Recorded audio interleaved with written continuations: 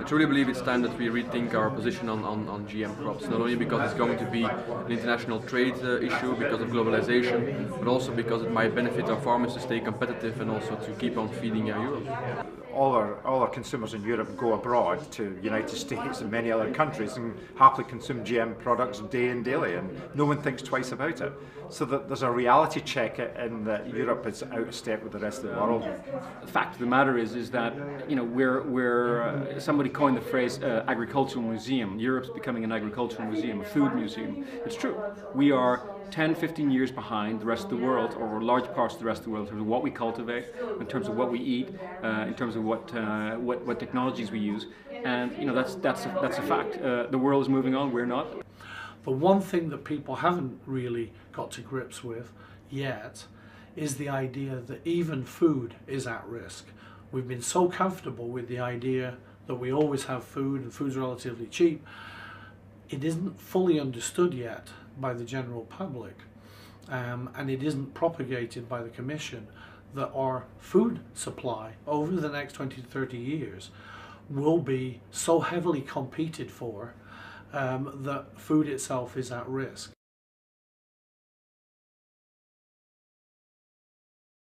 It is clear that there has got to be public engagement because of the excessive damage that was done by what might be called an anti-biotech lobby or an anti-science lobby 10 or 15 years ago.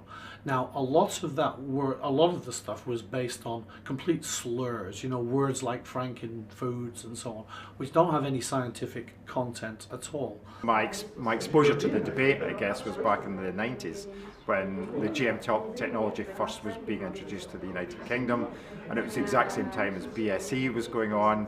And the general public had lost faith in science and the advice of scientists about what was safe and what was not. And I think the whole GM technology got wrapped up into that whole debate about what is safe, what's not, and has suffered from it ever since. The interesting thing is 15 years on, we can now look and see that experiment has been done. And it's very clear that the benefits have greatly outweighed any of the risks that were talked about 15 years ago. I think we can categorically state that there are no incremental toxicological or health risks associated with GM crops. Over 1 trillion meals have been served, and nobody has complained of even as much as a hiccup.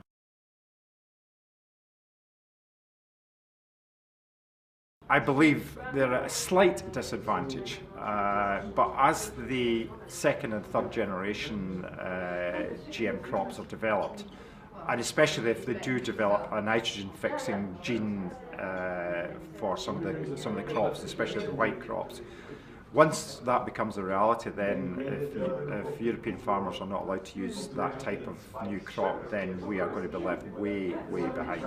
What worries us is that we are still sort of teetering on the brink, sitting on the fence, and one enormous consequence has hit Europe, and most scientists in this area recognize it, and those enormous consequences are the reduction of jobs.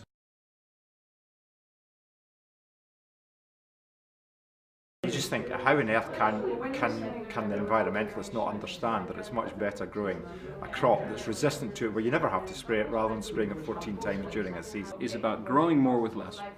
Less inputs, more outputs, the same amount of land.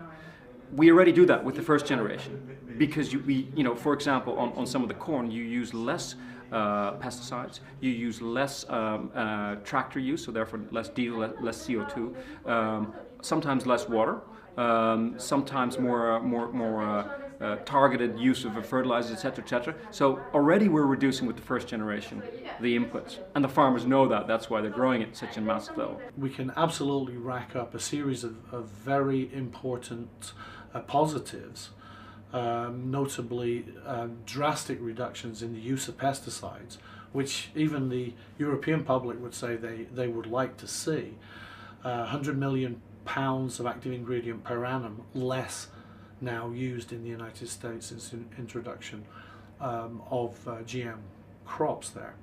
Second generation does many of the same things, but has, I think, the distinguishing factor that it has a or many of these products have kind of consumer benefits. I'll give you three examples.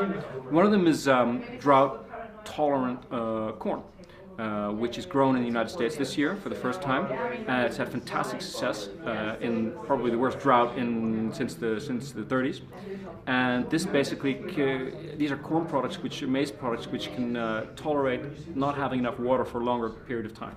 That's obviously not just for the United States, but for Africa, but also for Southern Europe, a fantastic product. In the UK, that there has been a substantial change in public opinion. There's been several surveys done, including the British Science Association, which made it very clear, and it surprised us, that the general public have begun to see that there's all these positive benefits elsewhere in the world, and they're asking the question, well, why are we not receiving those benefits yet?